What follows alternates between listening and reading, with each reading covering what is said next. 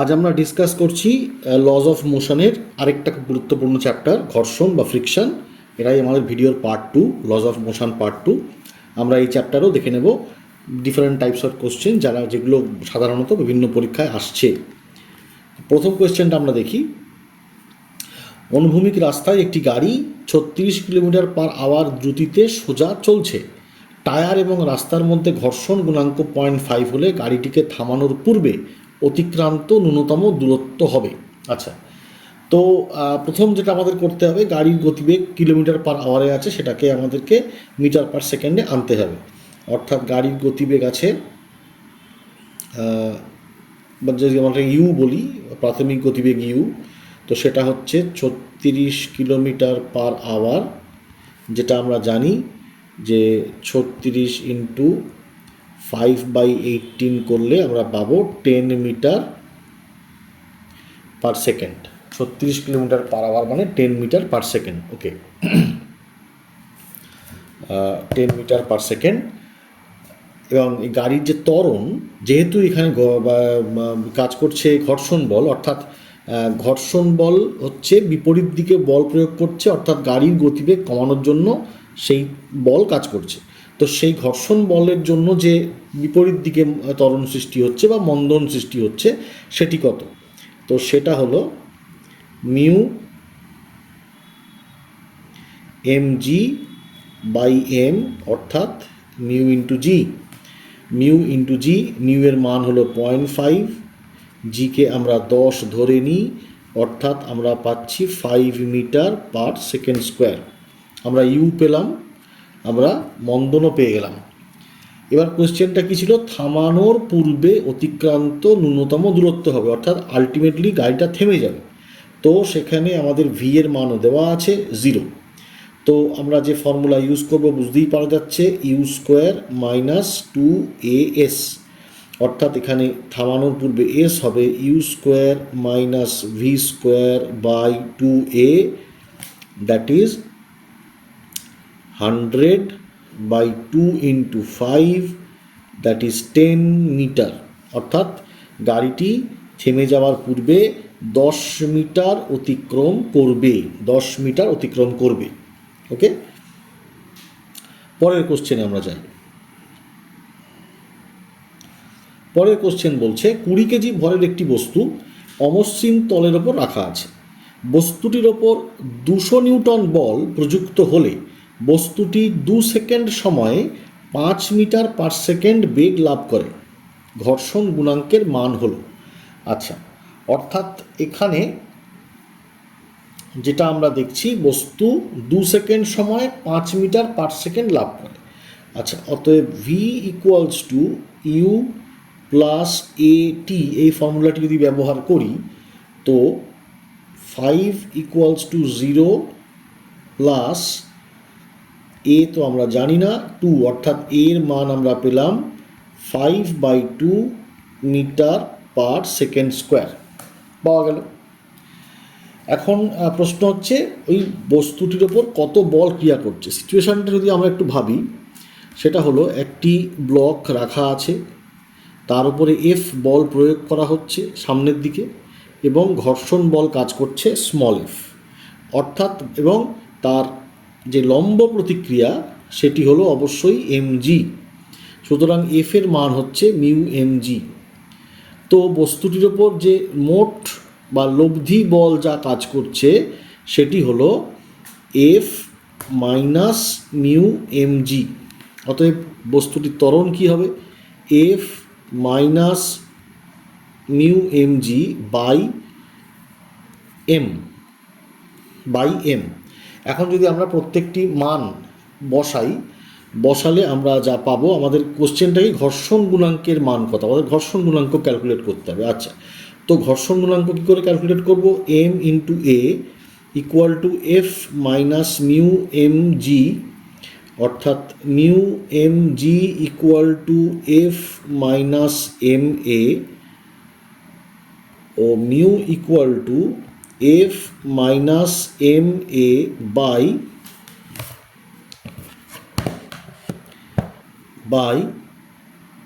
M g. এই মানগুলি আমরা বসিয়ে দিই। এফ 200 মাইনাস এম কত 20 কেজি, এ কত 5/2 বাই এম 20 জি 10, ওকে, অর্থাৎ 150/200, দ্যাট ইজ 0.75, অর্থাৎ মিউ এর মান আমরা পেলাম 0.75, ওকে। অর্থাৎ এখানে খেয়াল রাখতে হলো কিন্তু যে বাহ্যিক বল এবং লব্ধি বলের যে বাহ্যিক বল এবং ঘর্ষণ বলের যে লব্ধি, তার থেকে আমরা ত্বরণটা এখানে পেলাম। অর্থাৎ এই সূত্রটা কিন্তু এই ধরনের প্রবলেমে, এই ধরনের কোয়েশ্চেনে আমাদের খেয়াল রাখতে হবে। পরের কোয়েশ্চেনটায় আসি। এখানে বলছে 30 কেজি ভরের একটি বস্তু অনুভূমিক অমসৃণ তলের ওপর রাখা আছে। একই ধরনের কোয়েশ্চেন। বস্তুটির ওপর 200 নিউটন বল প্রয়োগ করলে 2 সেকেন্ড সময় বস্তুটি স্থিরাবস্থা থেকে 4 মিটার সেকেন্ড দ্রুতি লাভ করে। ঘর্ষণ গুণাঙ্কের মান। একদম একই রকম কোয়েশ্চেন, ইচ্ছা করে আমি আরেকটা দিলাম, যে এরকম কোয়েশ্চেনই বিভিন্ন সময় এসেছে। তো দেখা যাক, এখানেও আমাদের সেই একই ব্যাপার। এখানেও এ ইকুয়ালস টু কী হবে, বাহ্যিক বল মাইনাস ঘর্ষণ বল বাই এম, এবং এর মান আমরা কি করে পাবো, v equals to u plus a t করে, এবং এর মান পাবো ভি বাই টি, কারণ ইউ ইকুয়াল টু 0।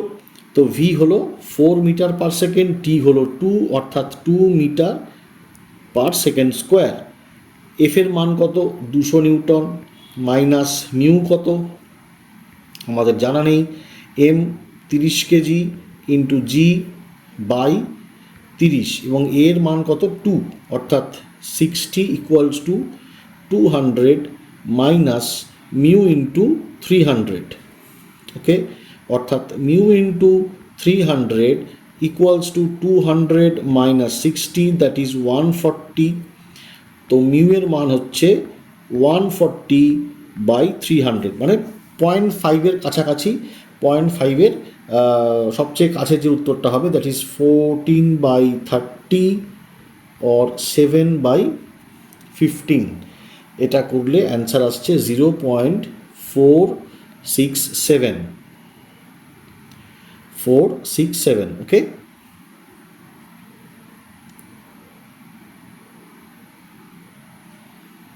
পরের কোশ্চেনে যাওয়া যাক।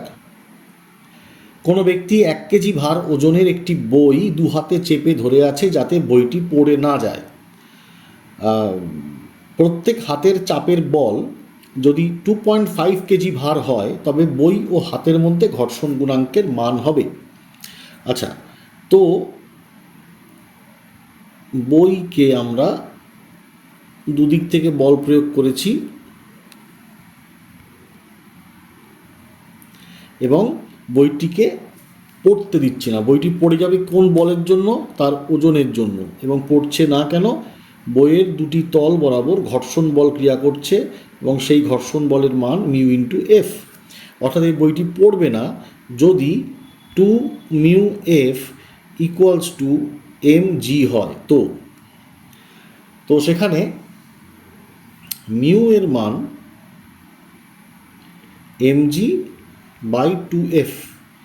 এবার কি বলা আছে, 1 কেজি ভার ওজনের একটি বই, অর্থাৎ 1 কেজি ভার মানে 10 নিউটন, আর 2 ইন্টু এফ, এফের মান কত আছে 2.5 কেজি ভার, অর্থাৎ আমাদের এখানে যেটা 2.5 কেজি ভার মানে 25 নিউটন, মানে 2 into 25, that is mu equals two 10/50, 0.2। Mu এর মান হচ্ছে 0.2, মিউ এর মান পাওয়া গেল 0.2, ওকে। খালি এখানে খেয়াল রাখতে হলো 2 হাত দিয়ে চেপে ধরা হয়েছে, তাই জন্য দুদিকেই বইয়ের দুপাশেই কিন্তু ঘর্ষণ বল ক্রিয়া করছে। পরের কোশ্চেনে যাই। পরের কোশ্চেনে বলা হচ্ছে একটি 5 নিউটন ওজনযুক্ত ব্লক উল্লম্ব দেওয়ালে 12 নিউটন বল দ্বারা চেপে ধরা হলো। 5 নিউটন ওজনযুক্ত ব্লক উল্লম্ব দেওয়ালে 12 নিউটন বল দ্বারা চেপে দেওয়া হলো। দেওয়াল ও ব্লকের মধ্যে ঘর্ষণ গুণাঙ্ক 0.6 হলে ব্লকের ওপর দেওয়াল দ্বারা প্রযুক্ত বলের মান। আচ্ছা, এইটা দেখো, ব্লকের ওপর দেওয়াল দ্বারা প্রযুক্ত বলের মান। খেয়াল রাখতে হবে কোশ্চেনটা কিছুই নেই, শুধুই কনসেপ্ট আছে বলে আমি কোশ্চেনটা নিলাম। দেখো এই একটা ব্লক, তাকে 12 নিউটন বল দ্বারা প্রয়োগ করা হয়েছে, অর্থাৎ ব্লক দেওয়ালকে কত বল প্রয়োগ করছে? 12 নিউটন। এবার ঘর্ষণ গুণাঙ্ক যাই হোক না কেন, দেওয়াল ব্লকের উপর কত বল প্রয়োগ করবে? 12 নিউটন। তো এটাকেই আমরা বলবো লম্ব প্রতিক্রিয়া বল, অর্থাৎ আমার উত্তর হবে 12 নিউটন। এখন প্রশ্ন হবে, যদি প্রশ্নটা এরকম হতো যে বইটা পড়ে যাবে কি না, তখন আমাদের দেখতে হতো যে এইখানে যে ঘর্ষণ বল ক্রিয়া করছে mu into f, that is 0.6 into 12, 7.2 newton, আর বইটার ওজন কত বলেই দেওয়া হয়েছে, বা বই বা ব্লকের ওজন বলে দেওয়া হয়েছে 5 নিউটন, অর্থাৎ 7.2 Newton is greater than 5 Newton. কাজেই আমরা কি বলতে পারি? বইটা পড়বে না, এটুকু আমরা এখান থেকে বলতে পারি। বাট এই কোয়েশ্চেনে আমাদের এটুকুই জানার দরকার, 12 নিউটন। ওকে, পরের কোয়েশ্চেন। বরফের ওপর দাঁড়িয়ে 48 কেজি ভর সম্পন্ন এক ব্যক্তি 6 কেজি ভরের একটি পাথরখণ্ডকে 4 মিটার পার সেকেন্ড অনুবেগে অনুভূমিক দিকে ছুড়লেন। ওই ব্যক্তিও বরফের মধ্যে চলঘর্ষণ গুণাঙ্ক 0.01 হলে ওই ব্যক্তি যে দূরত্ব পিছিয়ে যাবেন তা হলো। আচ্ছা, তার মানে আমরা এরকম মনে করতে পারি যে প্রথমে ফার্স্ট একটা সিচুয়েশন যেখানে ব্যক্তি এবং বরফ একসঙ্গে আছেন এবং তাদের মোট ওজন 54 কেজি, 48 প্লাস 6 54 কেজি, এবং তার কোনো গতিবেগ নেই, অর্থাৎ প্রাথমিক ভরবেগ 0। এবং তারপর যখন হলো যে ব্লকটি থেকে বরফের টুকরোকে সামনে ছুড়ে দেওয়া হলো, 6 কেজি ওজনের বরফের টুকরো সামনে যাচ্ছে, তার গতিবেগ হচ্ছে 4 মিটার পার সেকেন্ড, অর্থাৎ এই দিকে একটি ভরবেগ সৃষ্টি হলো, যেটা হলো 24 কেজি মিটার পার সেকেন্ড। এখন যদি তাকে পুরো সংস্থাটির অন্তিম ভরবেগকেও 0 হতে হয়, তো এই তার বিপরীত দিকে আরেকটি ভরবেগ সৃষ্টি হতে হবে, যার মান হতে হবে 24 metre per second, kg metre per, এটা আমরা জানি পার সেকেন্ড, এবং তার ওজন 48 কেজি মনে করলাম, তার বেগ ভি। তো 48 into v should be equal to 24, অতএব ভি হবে 24/48, that is 0.5 metre per second. Okay, অর্থাৎ ওই ব্যক্তি বরফের ওপর 0.5 মিটার পার সেকেন্ড বেগে পেছন দিকে চলতে শুরু করবেন। এটা হলো প্রথম কথা। এটা কিন্তু কোয়েশ্চেন এটা নয়, কোয়েশ্চেনটা হচ্ছে ওই ব্যক্তি এবং বরফের মধ্যে চলঘর্ষণ গুণাঙ্ক 0.01 হলে ওই ব্যক্তি যে দূরত্ব পিছিয়ে যাবেন, অর্থাৎ এখানে ওই ব্যক্তির ওপর যে ঘর্ষণ বল ক্রিয়া করবে সেই ঘর্ষণ বল হবে mu MG, that is 0.01 into তার ওজন 48 ইন্টু 10, দ্যাট ইজ 4.8 নিউটন, এবং ওই ব্যক্তির যে ত্বরণ বা মন্দন থাকবে, ত্বরণ না মন্দন থাকবে, দ্যাট ইজ মিউ জি হচ্ছে 0.01 into 10, that is 0.11 metre per second square. এই ত্বরণে ওই মন্দনে উনি চলবেন, অতএব ওনার ক্ষেত্রে u square minus 2as equal to v square বা 0। তো হ্যাঁ, তো এস এর মান হবে u square by 2 into a, u square by 2 into a. U কত পাওয়া গেল? 0.5, অর্থাৎ 0.25 বাই 2 ইন্টু এ হচ্ছে 0.1, দ্যাট ইজ 0.25 বাই 0.2। তো 1.25 মিটার গিয়ে উনি থেমে যাবেন, অর্থাৎ উনি 1.25 মিটার যাত্রা করতে পারবেন। ওকে, পরের কোশ্চেনে আমরা যাই। এই কোশ্চেনে দেখো, নততল বরাবর স্থির বেগে একটি বস্তু পিছলে নামছে। যদি নততলটির নতিকোণ থিটা হয় তাহলে গতীয় ঘর্ষণ গুণাঙ্ক হবে। পিছলে নামছে, আচ্ছা, অর্থাৎ যখন বস্তুটি পিছলে নামছে এবং বলা হয়েছে স্থির বেগে, এই কথাটা খুব ইম্পর্টেন্ট। দেখো, স্থির বেগ মানে কি? ওই কণার ওপরে কোনো নেট বা লব্ধি বল কাজ করছে না, অর্থাৎ ওই কণার ওপর মোট কতগুলো বল কাজ করার কথা?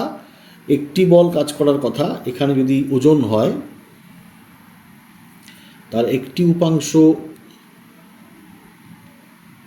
mg cos থিটা একটি উপাংশ mg সাইন থিটা এবং ওপর দিকে মিউ mg কস থিটা।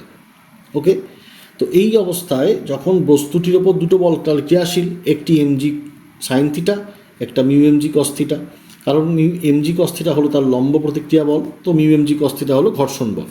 তো বস্তুটি যেহেতু স্থির বেগ বলছে,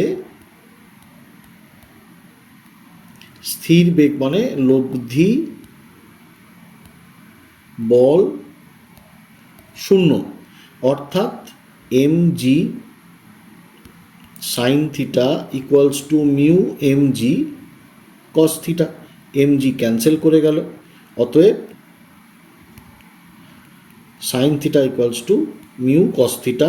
তো মিউ হলো sine theta by cos theta, that is tan theta. তো এইভাবে আমরা বলতে পারি যে ওই ওখানে ওই রথতলের ওপরে ঘর্ষণ গুণাঙ্ক হলো ট্যান থিটার সমান। ওকে, পরের কোশ্চেনটায় আমরা দেখি, কোনো নততলের ওপর রাখা বস্তু নততলটি অনুভূমিক তলের সঙ্গে 30 ডিগ্রি কোণ করে রাখলে চলতে শুরু করে। তার মানে কি? তার মানে বলা হলো 30 ডিগ্রি কোণ হচ্ছে বিরাম কোণ বা স্থিতি কোণ। এর সঙ্গে সঙ্গে এটাও বলে দেওয়া হচ্ছে মিউ হলো ট্যান 30, অর্থাৎ 1/√3। অর্থাৎ প্রথম সেন্টেন্স থেকে আমরা এই দুটো ইনফরমেশন পেয়ে গেলাম। নততলটি যখন 45 ডিগ্রি কোণে আনত থাকে তখন বস্তুটি ত্বরণ হবে। এটাও আমরা জানি যে যদি একটি নততল এরকম থাকে যার অ্যাঙ্গেল থিটা এবং যেটা গ্রেটার দেন বিরাম কোণ, তো সেই নততলের ওপরে যখন কোনো বস্তু থাকে তার যে ত্বরণ হয়, সেই ত্বরণের মান কি হয়?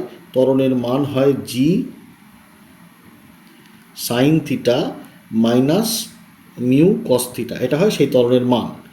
অর্থাৎ এখানে আমরা যদি বসাই জি এর মান 10 সাইন থিটা হচ্ছে, এখানে থিটা হচ্ছে কত? That is 45 degree. তো সাইন 45 ডিগ্রি মানে 1/√2 মাইনাস মিউ আমরা দেখলাম 1/√3, কসও 1/√2। ওকে, অর্থাৎ যদি আমরা 1/√2কে কমন নিয়ে নিই তো ভেতরে থাকবে 1 মাইনাস 1/√3। তো 1/√2 আমরা জানি 0.707, 10-এর সঙ্গে মাল্টিপ্লাই করলে হবে 7.07। 1/√3 মানে 1.732, অর্থাৎ 1.732 মাইনাস 1/1.732 করলে যেটা আমরা পাবো 7.07 ইন্টু 0.732 বাই 1.732। ওকে, 0.732 1.732, যাকে ক্যালকুলেট করলে মোটামুটি যেটা আসবে answer 2.39 metre per second square. 2.39 metre per second square. এই ত্বরণে তখন বস্তুটি নিচের দিকে নামতে শুরু করবে। ওকে, পরের কোশ্চেনে আমরা যাই। এখানে বলছে একটি পতঙ্গ অর্ধগোলকের তল বরাবর খুবই ধীরে 1 মিটার উচ্চতায় উঠতে পারে। এটা আমার ধারণা একটু ছাপার ভুল হয়েছে, এটা 1 সেন্টিমিটার হবে, উচ্চতায় উঠতে পারে। অর্ধগোলকটির ব্যাসার্ধ 5 সেন্টিমিটার এবং পতঙ্গ অর্ধগোলকের ঘর্ষণ গুণাঙ্ক মিউ হলে। কতগুলো অপশান দেওয়া আছে। এরকম অর্ধগোলকের অনেক কোয়েশ্চেন পাওয়া যাবে। তো আমরা যদি দেখি যে অর্ধগোলক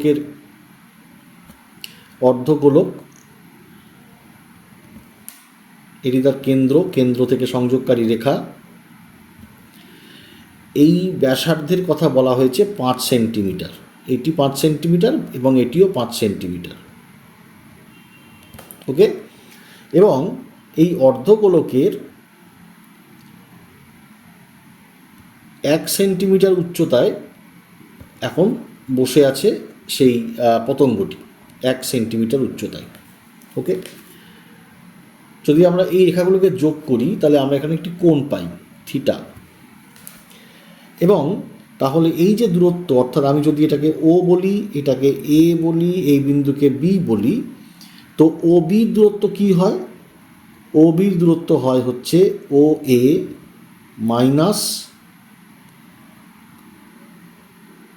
A B minus O B, O A minus O B. ওকে, আচ্ছা, ও এ minus B A, O O A minus B A, অর্থাৎ 4 সেন্টিমিটার। এটা পুরোটা 5 এবং বি এটা 1, অর্থাৎ ওবির মান হলো 4 সেন্টিমিটার। ওবির মান 4 সেন্টিমিটার।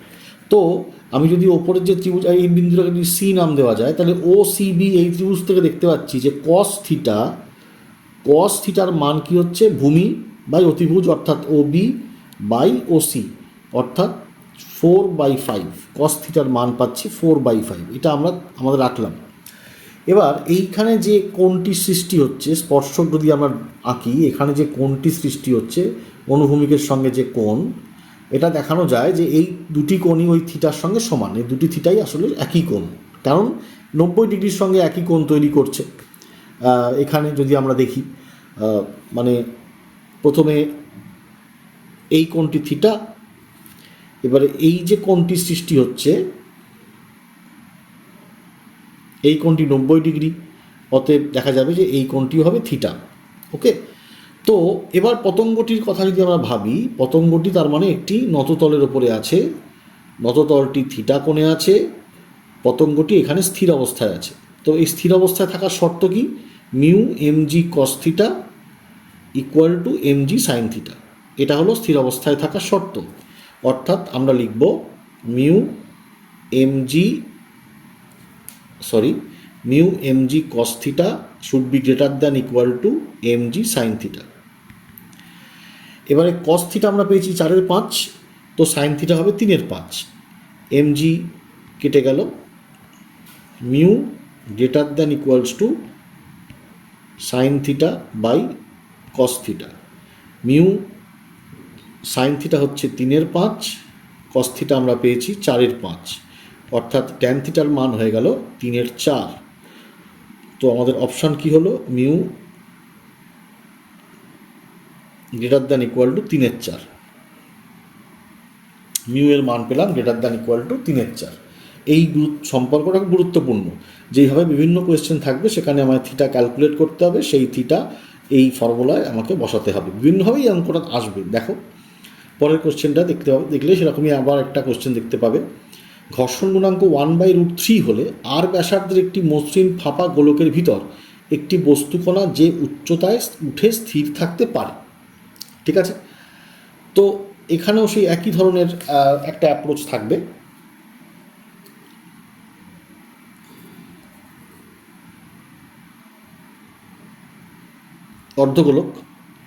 অর্ধগোলকের এটি হলো কেন্দ্রীয় যে অক্ষ, এটা কেন্দ্র, ও এ কি বলা হয়েছে, বস্তুকণা যে উচ্চতায় উঠে স্থির থাকতে পারবে। এইটি সেই বিন্দু, মনে করলাম সি, সে কত উচ্চতায় উঠেছে, অর্থাৎ সে এ বি উচ্চতায় উঠেছে, এখানে থিটা। ওকে, তো তার উচ্চতা কি, তার উচ্চতা এ বি, সেটি হলো ও এ মাইনাস ও বি, অর্থাৎ তার ব্যাসার্ধ ও এ হচ্ছে আর যদি ধরে নিই, তো ও বি হবে আর কস থিটা। ওকে, তো এই হলো তার উচ্চতা। তো এখন আমাদের জানতে হবে সেই আর কস থিটা। ঠিক আছে, এটা আমার জানা থাকলো। এবং যদি এই কোণটা আলফা বা যে থিটা যে কোণটা আমরা ধরেছি, তাহলে অটোমেটিক্যালি আমরা বলতে পারছি এই কোণটিও থিটা। তো তাহলে এখন আমরা দেখব তার সাম্যাবস্থার জন্য mu m g cos theta equal to m g sine theta. Okay, তো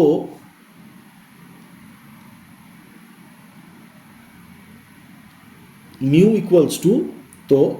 ইকুয়ালস টু আমরা দেখতে পাচ্ছি tan theta. Mu equals to আমরা দেখছি ট্যান থিটা, যার মান বলা আছে 1/√3। তো এখান থেকে আমরা কি বলতে পারছি, এখান থেকে আমরা বলতে পারছি থিটা ইকুয়াল টু 30 ডিগ্রি। তো অতএব উচ্চতাটা পেয়ে গেলাম, এ বি যে উচ্চতা আর মাইনাস আর কস থিটা, আর এর মান কত বলা আছে, বলা নেই, ধরলাম আর এর মান স্মল আর কস থিটা, cos 30 মানে √3/2, cos 30 হলো √3/2। √3/2 এর মান কত, 0.866 হলো √3/2 এর মান। তো আর থেকে যদি আমরা এটা মাইনাস করি, আর থেকে যদি মাইনাস করি 0.134 হবে উচ্চতার পরিমাণ। 134 হলো উচ্চতার পরিমাণ। ওকে, অর্থাৎ সে যে উচ্চতায় পৌঁছাবে তার ব্যাসার্ধের 0.134 গুণ। ওকে, পরের কোয়েশ্চেনটা দেখি। একটি অর্ধগোলাকৃতি বাটির ভিতরে তল বেয়ে একটি পতঙ্গ খুব ধীরে ধীরে উপরে উঠছে। পতঙ্গ ও তলের মধ্যে ঘর্ষণ গুণাঙ্ক 1/3। পতঙ্গের সর্বোচ্চ অবস্থান এবং অর্ধগোলাকৃতি তলের কেন্দ্রে সংযোগকারী রেখা উল্লম্ব রেখার সঙ্গে আলফা কোণ করলে প্রদত্ত যে সম্পর্কটি ঠিক হলো। অর্থাৎ আমরা যদি আবার একটি গোলক আঁকি যার কেন্দ্রীয় রেখা হলো এটি এ, কেন্দ্র ও, এবং পতঙ্গ এরম কোনো একটি জায়গায় সি বিন্দুতে স্থির হয়ে আছে। কোণ বলা হয়েছে আলফা। উল্লম্বের সঙ্গে কোণ সংযোগকারী সরলরেখা আলফা কোণ করে। এই বিন্দুটি হলো বি। ওকে, অতএব এই কোণটিও হবে আলফা, অনুভূমিকের সঙ্গে এই কোণটিও হবে আলফা।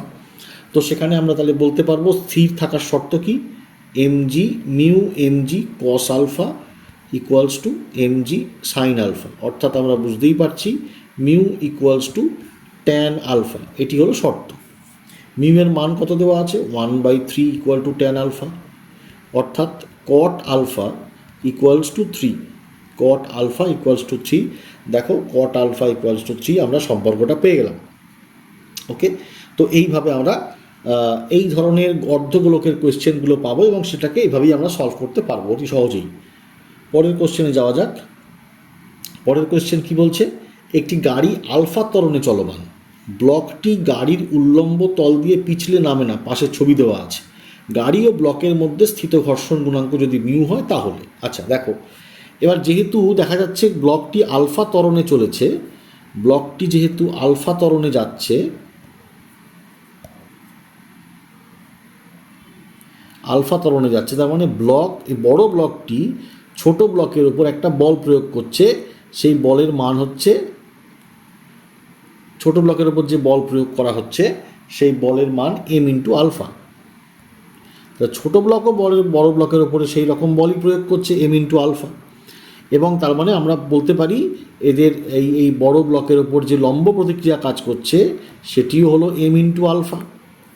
অর্থাৎ এই বড় ব্লকের প্রান্ত বরাবর যে ঘর্ষণ বল কাজ করছে that is mu into m into alpha. Okay, এবং এই mu into m into alpha ওই ব্লকটিকে পড়ে যাওয়া থেকে বাঁচাচ্ছে, আটকাচ্ছে। অর্থাৎ আমরা বলবো mu into m into alpha equal to m g at least, বা greater than equal to m g. অর্থাৎ এম যদি কেটে যায় মিউ হবে greater than g by alpha.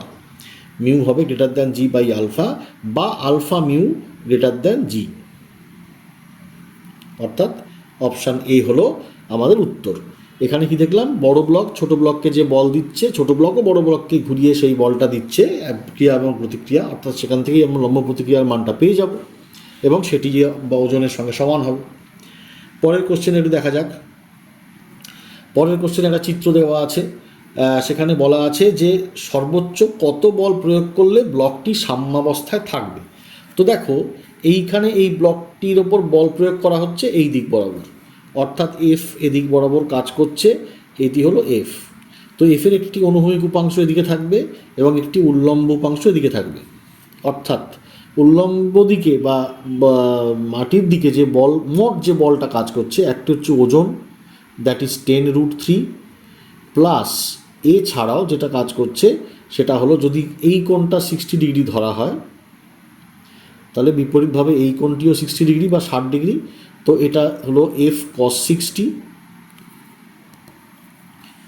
F কস 60, এবং এটি হলো এফ সাইন 60। ওকে, এই বলটি হলো এফ সাইন 60 এবং এই বলটি হলো এফ কস 60। অর্থাৎ যে লম্ব প্রতিক্রিয়া বল ক্রিয়াশীল হবে সেই লম্ব প্রতিক্রিয়া বলটি হলো 10√3 প্লাস এফ সাইন 60, অর্থাৎ 10√3 প্লাস √3f/2, এটি হলো n। তো বিপরীত দিকে যে ঘর্ষণ বলটা ক্রিয়াশীল হবে এফ, তার মান হবে মিউ ইন্টু আর বা মিউ ইন্টু এন। তো সেই মিউ ইন্টু এন অর্থাৎ মিউ এর মান কত বলা আছে 1/2√3, অর্থাৎ 1/2√3 ইন্টু 10√3 প্লাস √3f/2, এটি হলো ঘর্ষণ বল। ওকে, তো এবং এর মান কত আমরা যদি ক্যালকুলেট করি দেখব √3 ক্যান্সেল হয়ে যাবে এবং এটাও ক্যান্সেল হয়ে যাবে, অর্থাৎ এখানে হবে হচ্ছে 5 প্লাস f/4, এটি হলো ঘর্ষণ বল। এই ব্লকটিকে যদি সাম্যাবস্থায় থাকতে হয় তো সামনের দিকে যে অনুভূমিক উপাংশটি আছে আর পিছন দিকে যে ঘর্ষণ বল আছে এই দুটিকে সমান থাকতে হবে। তো সাম্যাবস্থার জন্য সামনের দিকের যে ঘর্ষণ বলের যে উপাংশ এবং যে ঘর্ষণ বল উভয়কে সমান থাকতে হবে, অর্থাৎ f প্লাস f/4।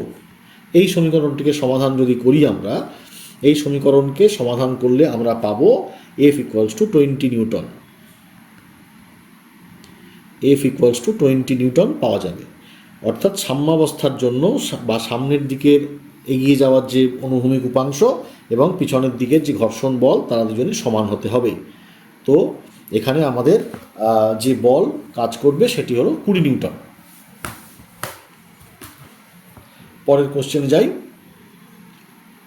এই ধরনের কোশ্চেনগুলো খুব ইম্পর্টেন্ট, বিভিন্ন কম্পিটিটিভ এক্সামে আসে, কাজেই এর কনসেপ্টটা বোঝা খুব জরুরি। দেখো একটা চিত্রে দেওয়া হয়েছে কি দুটি ব্লক দেওয়া হয়েছে 2 কেজি আর 8 কেজি। বলা হয়েছে যদি মানে স্লিপ না করে 18 নিউটন বল দিয়ে আমরা যখন নিচের ব্লকটাকে টানছি তখনও যেন ওপরের ব্লকটা স্লিপ না করে, এইটা হচ্ছে শর্ত। তাহলে ব্লক দুটি একসাথে মুভ করছে। প্রথম ইনফরমেশান ব্লক দুটি আমরা লিখছি, যদিও এমসিকিউ, কিন্তু আমরা লিখছি কারণ যাতে কি ভাবছি আমি থট প্রসেসটা তোমাদের কাছে ক্লিয়ার হয় এবং তোমরাও সেইভাবে পরের কোয়েশ্চেন বা এরম কোয়েশ্চেন আসলে এইভাবে ভাবতে পারো।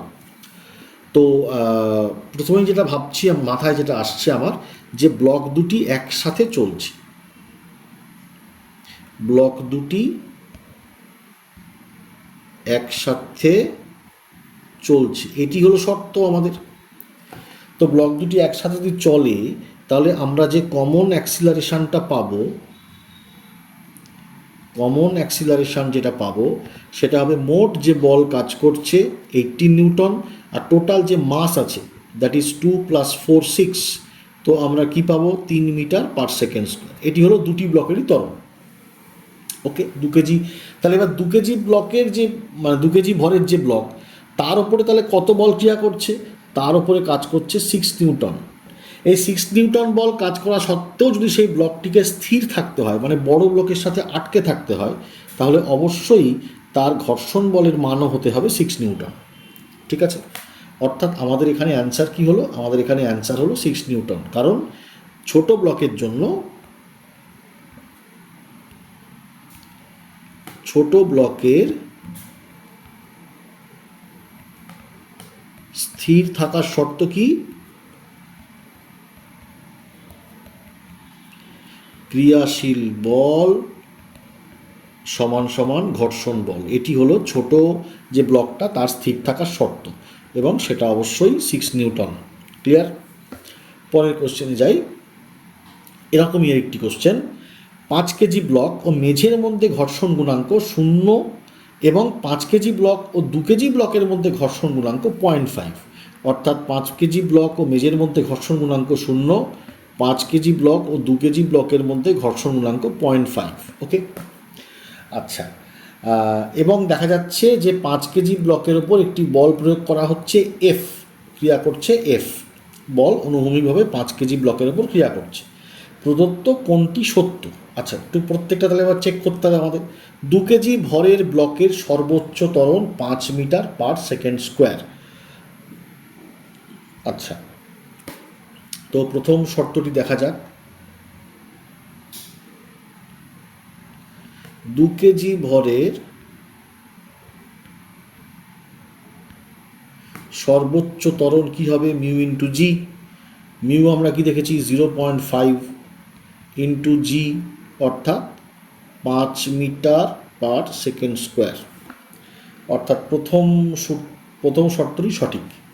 পরেরটা ভাবা যাক, দুটি ব্লক একসঙ্গে চলবে যখন এফ লেস দ্যান 35 নিউটন হবে। এবার দুটি ব্লককে একসাথে চলতে হবে।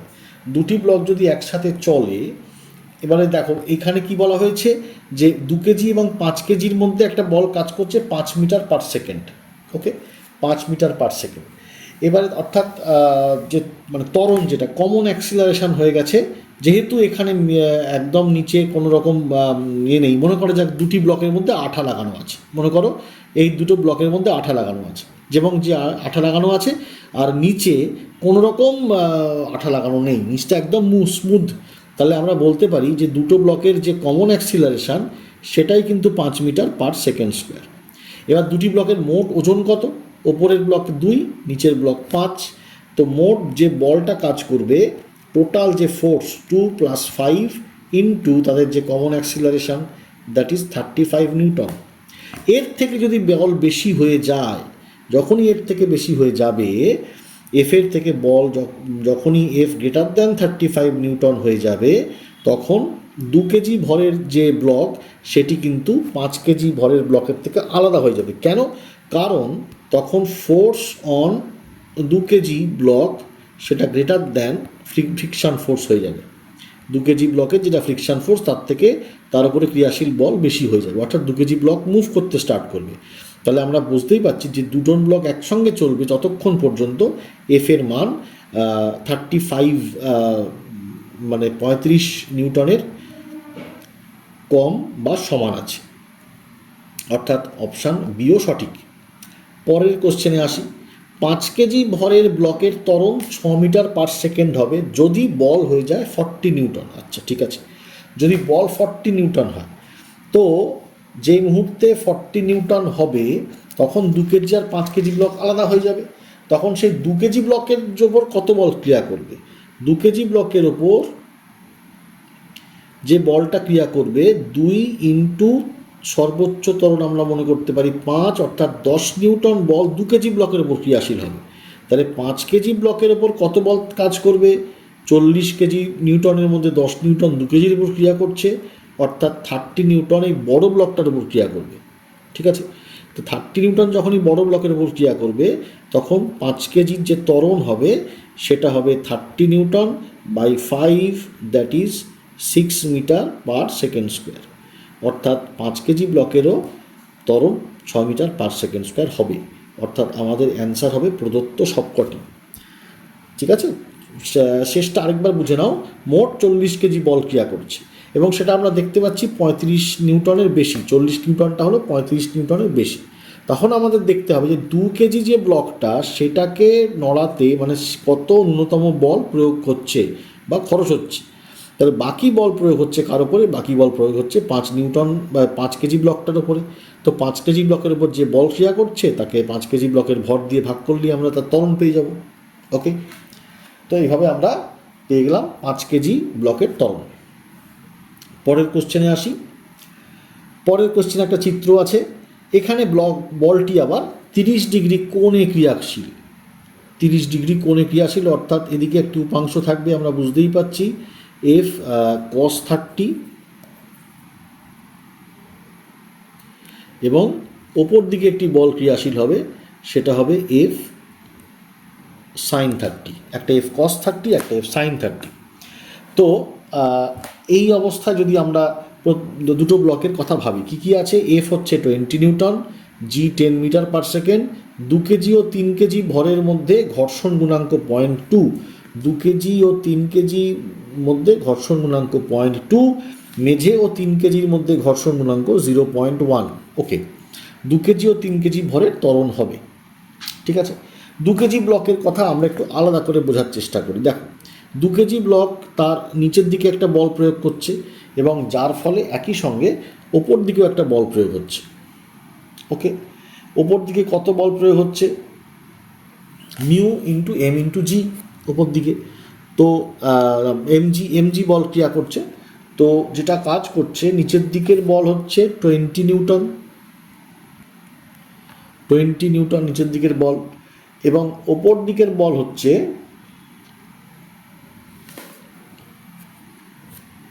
sin 30 মানে 10 নিউটন, এবং ওপর দিকে আমরা মনে করলাম কাজ করছে আর, অর্থাৎ 2 কেজি ব্লকের কথা আমরা আলাদা করে বিবেচনা করি, আমরা দেখব নিচের দিকে একটা বল কাজ করছে 20 নিউটন, ওপর দিকে একটা বল কাজ করছে 10 নিউটন, এবং আরেকটি বল কাজ করছে সেটা হচ্ছে লম্ব প্রতিক্রিয়া। তো এই 2 কেজি ব্লকের জন্য আমরা বলতে পারি R plus 10 that is equals to 20। So R এর মান কত আসছে? 20 মাইনাস 10 দ্যাট ইজ 10 নিউটন। তো 2 কেজি ব্লকের ওপর যে ক্রিয়াশীল ঘর্ষণ বল সেটা মিউ ইন্টু আর। তো এইটা হলো মিউ ইন্টু আর, তার মান আমরা পেলাম, মিউ এর মান বলা আছে 0.2 into 10 Newton that is 2 Newton. অর্থাৎ 2 কেজি ব্লকের পেছন দিকে গতির বিপরীত দিকে 2 নিউটন বল কাজ করছে, এবং সামনের দিকে কত বল কাজ করছে? 10√3 নিউটন বল কাজ করছে। ওকে, 10√3 নিউটন বল কাজ করছে। অর্থাৎ তো এবারে এই 2 কেজি ও 3 কেজি ভরের ভেতরকার ত্বরণ কী হবে, ত্বরণ কত কাজ করবে? তো দেখা যাক সেই ত্বরণ কত কাজ করবে। তো ত্বরণ হচ্ছে সামনের দিকে যে বল কাজ করছে মাইনাস ঘর্ষণ বল বাই ভর।